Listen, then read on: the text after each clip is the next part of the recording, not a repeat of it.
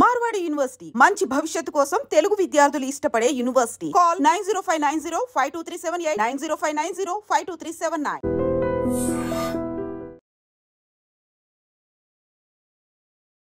అందరికీ నమస్కారం. నేను Swaroopa Potlapalli. Welcome to trending topic.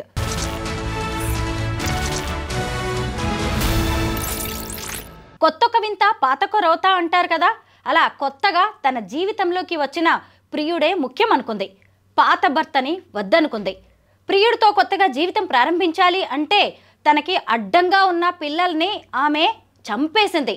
ఇంతకీ కామంతో కళ్ళు మూసుకుపోయి కన్న బిడ్డల్నే కడతేర్చిన ఆమె ప్రియుడితో సహా ఇప్పుడు కటకటాలు లెక్క పెడుతోంది. ఇప్పటికే మీకు అర్థమై ఉంటుంది కదా, ఆమె మరెవరో కాదు, సంగారెడ్డి జిల్లా అమీన్పూర్లో కన్న బిడ్డలు ముగ్గురిని చంపేసిన రజిత కేసులో అనేక విషయాలు బయటకు వస్తూ ఉన్నాయి.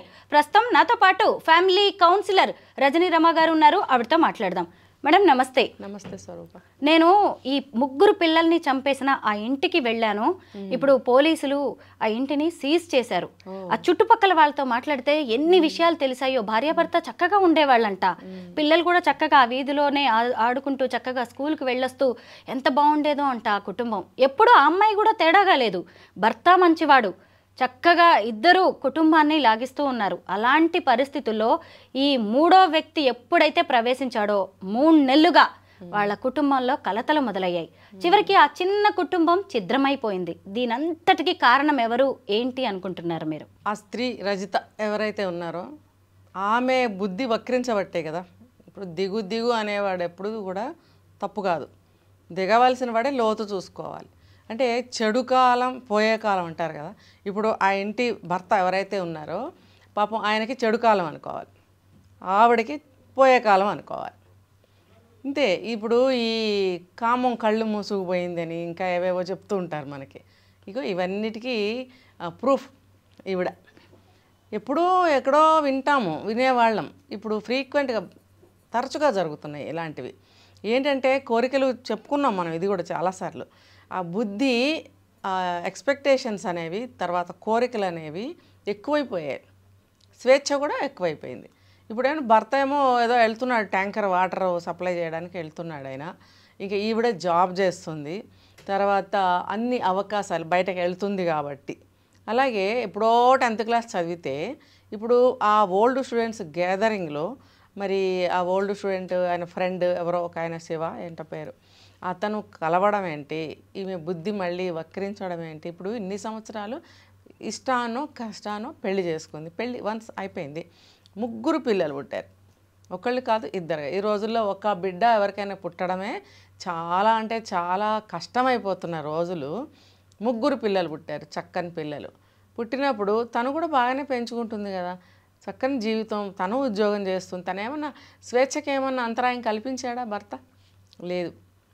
తను ఎటు వెళ్తానంటే అటు వెళ్ళనిస్తున్నాడు, జాబ్ చేయనిస్తున్నాడు. మంచిగా కాపురం చేసుకుంటే చాలానే అనుకుంటాడు భర్త. మంచిగా జాబ్ చెయ్యి, నువ్వు ఇంట్లో పిల్లల్ని చూసుకుంటున్నావు, చక్కగా ఉన్నావు అంటే అంతకే ఆ భర్త తృప్తి పడతాడు. కానీ ఈమె బుద్ధి ఇలా వక్రిస్తుందని ఆయన ఊహించలేదు. చూడండి, ఎక్కడి నుంచో రాహువు పొంచి చూస్తున్నాడు అని అంటారే, అలా ఆ అబ్బాయి రూపంలో వీళ్ళ జీవితంలో చెడు కాలం అనేది దాపరించింది. ఇప్పుడు కలిస్తే కలిశారు. ఎంతవరకు ఉండాలి ఆ స్నేహం? మాటల వరకు ఉండాలి. పోనీ పాత మెమరీస్ ఏమైనా ఉంటే కాసేపు మాట్లాడుకోవాలి, వచ్చేయాలి. అంతే తప్ప మళ్ళీ అక్రమ సంబంధం పెట్టుకోవడం. అతనంటే మ్యారేజ్ కాలేదు, ఈమెకి అయింది కదా, 3 పిల్లలు. ఇంకా దీనికన్నా ముందు చెప్పాలంటే ఈమెకి ఎర్లీ మ్యారేజ్ చేశారు, ఓకే. అది కూడా ఆమెకు తగిన వయసు అతనితో చేయకుండా పెద్ద వయసు ఆయనతో చేయడం అనేది ఒక తప్పే. ఆ తప్పు, అది తప్పు అయినంత మాత్రాన ఇప్పుడు ఇంకొకరితో సంబంధం పెట్టుకోవడం కరెక్ట్ అని నేను 1% కూడా నేను చెప్పను. నువ్వు ఇప్పుడు 30 years క్రాస్ అయిపోయిందని 3 పిల్లల తల్లివి అయ్యావు. ఇంకా నువ్వు వృత్తిపరంగా ఒక టీచర్ అనేవాళ్ళు ఎప్పుడు కూడా బుద్ధులు నీతులు చెప్తూ ఉంటారు. మరి ఈవిడ బుద్ధి ఏమైంది, నీతి ఎక్కడికి పోయింది? నీకు 3 పిల్లలు ఉన్నారు, స్కూల్లో అందరూ పిల్లలే ఉంటారు, ఒక 50 మంది పిల్లలు.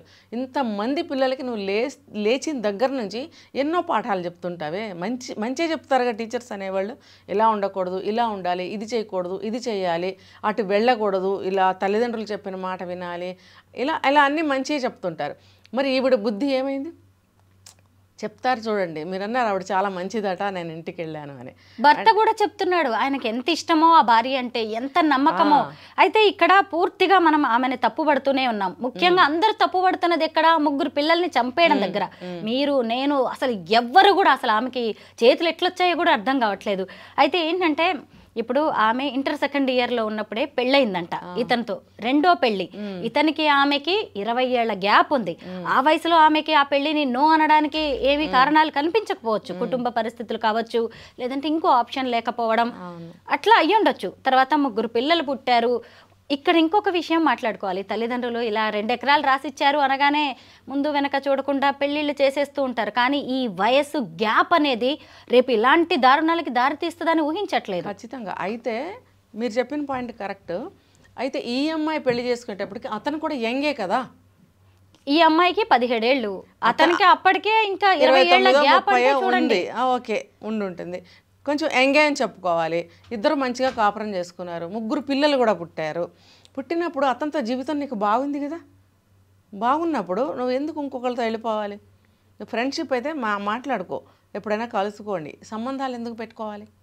ఇది మళ్ళీ ఆ ముగ్గురు పిల్లల్ని వదిలేసి వస్తే వాళ్ళు లేకపోతే జీవితంలో నిన్ను పెళ్లి చేసుకుంటా అన్నాడంట. అసలు ఈ వ్యక్తి గురించి మనం మాట్లాడాలి.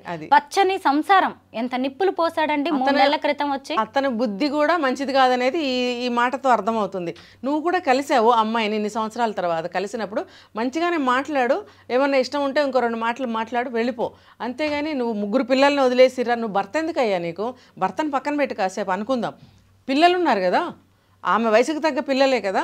ఆ పిల్లల్ని వదిలేసి నువ్వు రా అని అనటం అనేది 30 ఏళ్ల వ్యక్తిగా అతను చాలా పెద్ద తప్పు చేశాడు, నేరం అని కూడా చెప్తాను నేను. ఒక కుటుంబాన్ని విచ్ఛిన్నం చేశాడు, తల్లి నుండి పిల్లల్ని, భార్య నుండి భర్తని దూరం చేశాడు. తన కోరిక మాత్రం తీరిందా? ఇప్పుడు అతను కూడా ఇందులో ఇన్వాల్వ్ అయ్యాడు కాబట్టి అతనికి కూడా అరెస్ట్ చేయడమో శిక్ష వేయడమో కొంత పార్ట్ ఉంది అతనికి కూడా. ఇప్పుడు అతను 30 ఏళ్ల వ్యక్తి, అన్నీ తెలిసిన వ్యక్తి, అతను ఇలా ఈ అమ్మాయిని అటువైపు లాక్కు వెళ్ళడము, పెళ్లి చేసుకుందామని అనడము, ఇదంతా కూడా అతను చేసిన ప్రథమ తప్పు. అయితే ఈ అమ్మాయిది తప్పు కాదా వినటం అనేది చెప్పేవాళ్ళు చెప్తారు. తన బుద్ధి ఏమైంది? తను కూడా ఆలోచించాలి. ఒక టీచర్ అండి, మామూలు ఆర్డినరీ కూడా కాదు. సరే ఏదో ఒక టీచర్, నువ్వు పెద్ద పెద్ద కాలేజెస్కో ప్రొఫెసర్గా ఏం వర్క్ చేయలేదు. ఇంత నువ్వు ఎలిమెంటరీ స్కూలుకి టీచర్ అయినా కూడా నువ్వు అక్కడ చేస్తున్నది అదే కదా, మంచి మాటలే చెప్తావు కదా. మరి ఇక్కడ ఏమైంది నీ బుద్ధి? కాబట్టి తను కూడా ఆలోచించుకోవాలి. తను చేసింది చాలా పెద్ద. ముగ్గురు పిల్లలు వస్తారు, వాళ్ళు ఊపిరాడకుండా చేసి చంపేసింది. అందరూ పెరుగన్నం తినటం వల్ల అని అన్నారు. అంటే ఇన్వెస్టిగేషన్స్ ఉంటాయి, తర్వాత బయట పడతాము మనం, మనకి శిక్షలు పడతాయనే జ్ఞానం ఉండాలి కదా ఆమెకి. ఇది ఇంగిత జ్ఞానం లేదా, మైనర్ ఏం కాదు కదా. ఇదన్నా ఆలోచించుకోవాలి కదా. ఇప్పుడు లైఫ్ మొత్తం పోయింది కదా. పిల్లలకి అంత్యక్రియలు చేయడానికి తీసుకువెళ్తుంటే చివరి చూపు చూడడానికి కూడా రాలేదంట రజిత. ఎలా వస్తుంది? తన చేతులతో తను చంపేసింది కదా. అయితే ఇప్పుడు వీళ్ళకి ఎంత పెద్ద శిక్ష పడుతుందో చూడండి. మొన్న అడ్వకేట్ గారు కూడా ఆమె భర్తతో మాట్లాడడం అనేది జరిగింది. ఆ చెన్నై అనే ఆయన అయితే డిమాండ్ చేస్తున్నాడు, అసలు నా పిల్లల్ని చంపడం ఏంటి, వాళ్ళని ఎన్కౌంటర్ చేయాల్సిందే అని. ఇప్పుడు ఇందులో పాక్సో కేసు కూడా ఉంది కాబట్టి ఆ చట్టం గనక అప్లై అయితే ఇంకా ఆమెకేమో ఉరిశిక్ష, అతనికేమో జీవిత ఖైదు పడే అవకాశం ఉంది అంటున్నారు. అసలు వెళ్ళిపో, నీకు అంతగా కావాలంటే వెళ్ళిపో. పిల్లల్ని ముగ్గురిని చంపడం ఎందుకు కదా. 3 నేరాలు చేసినట్టు ఇండివిజువల్గా చూస్తే, 3 ప్రాణాలు తీసింది, 3 హత్యలు. మరి ఎలా బయటపడుతుంది ఆమె?